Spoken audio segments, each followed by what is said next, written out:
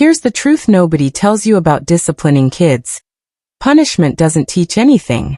It just makes them scared, resentful, or sneaky. So what does work? Consequences that actually build skills and confidence. Today, I'm breaking down 5 consequences that don't just stop bad behavior. They teach your child how to do better next time. And before we dive in, make sure you grab my free emotional regulation guide worksheet in the description below. It's packed with activities and strategies that'll help you and your child handle big emotions without the meltdowns. Trust me, you'll want this. Look, if you've been around here for a while, you know I'm all about teaching skills first. You can't expect your child to behave better if you haven't shown them how to behave better.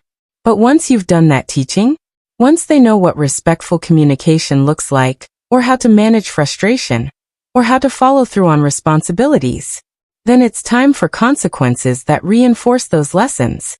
Not consequences that shame them. Not consequences that make them feel small. But consequences that say, you messed up, and here's how you're going to learn from it. So let's talk about what actually works. Consequence number 1, do-overs.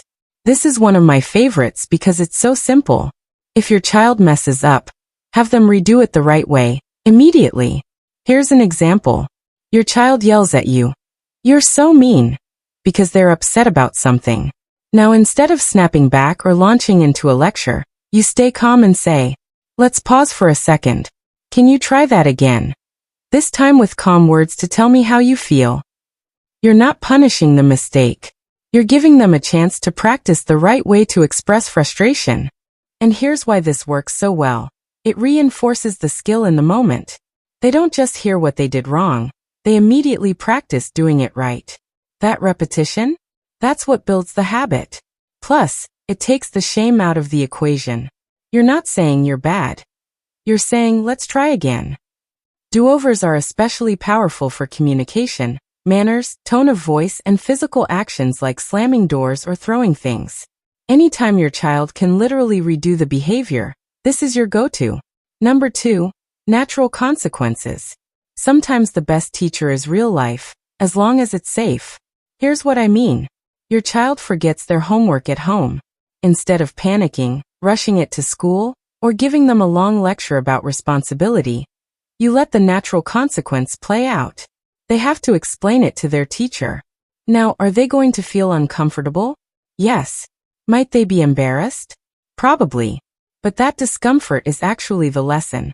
They learn firsthand what happens when they don't plan ahead or double-check their bag, and they learn it without you nagging or rescuing them. Here's the thing though, you have to resist the urge to jump in and fix it. I know it's hard. You don't want them to struggle. But when you constantly rescue them from natural consequences, you're robbing them of the chance to learn cause and effect. And here's an important reminder. Only use this when safety isn't at risk.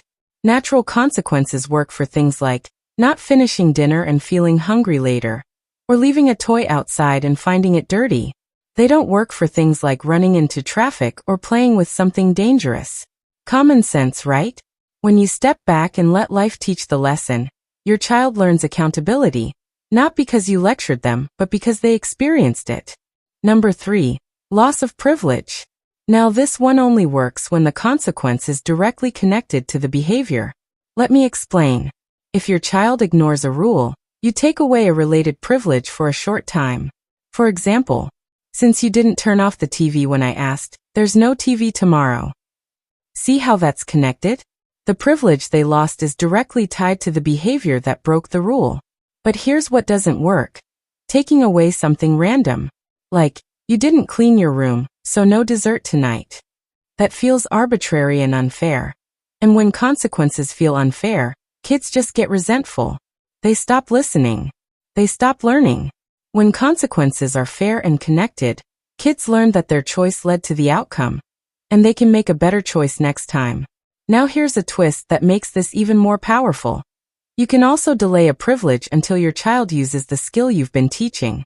For example, once you've put your toys back in the box, you can go outside to play. Or, when you speak respectfully, we can continue playing the game. Do you see the difference? The privilege isn't gone forever.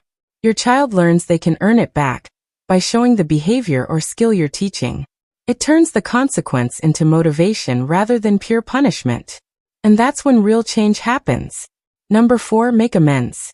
This one teaches your child to fix what they did wrong, not just say sorry and move on. Because let's be honest, how many times have you heard a half-hearted sorry that doesn't change anything?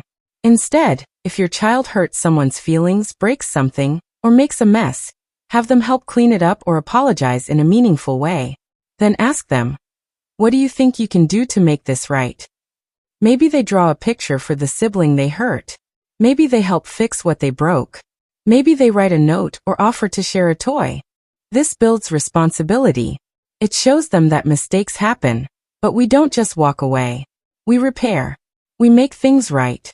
And honestly, this is a life skill. Learning how to repair relationships when you mess up is one of the most important things your child will ever learn. And you're teaching them that now, in these small moments. And finally, number 5, reflection time. This works best when your child already knows the right behavior and the skill to use, but they just didn't use it at the moment. So instead of launching into a lecture or a punishment, you give them space to pause and reflect. You say something like, I'm giving you a few minutes to think. When you're ready to talk about what went wrong and how to fix it, I'm here. Now here's what you're not doing. You're not isolating them as punishment. You're not sending them away because you're angry. You're helping them self-regulate. You're giving them time to cool down, process what happened, and think through how to resolve the conflict the right way. And when they come back and they're ready to talk, that's when the real learning happens. Because now they're calm. Now they're thinking. Now they're ready to take responsibility and problem solve. Reflection time works beautifully for older kids who have the language and self-awareness to think through their actions. And it teaches them one of the most valuable skills in life. The ability to pause, reflect, and choose a better response. Remember, consequences aren't about making your child feel bad. They're about teaching your child to do better. If this video helped you, do me a favor. Hit that subscribe button and share it with another parent who needs to hear this. Let's build a community of parents who are doing this differently and doing it well. Thanks for watching, and I'll see you in the next video. Now go out there and parent with confidence.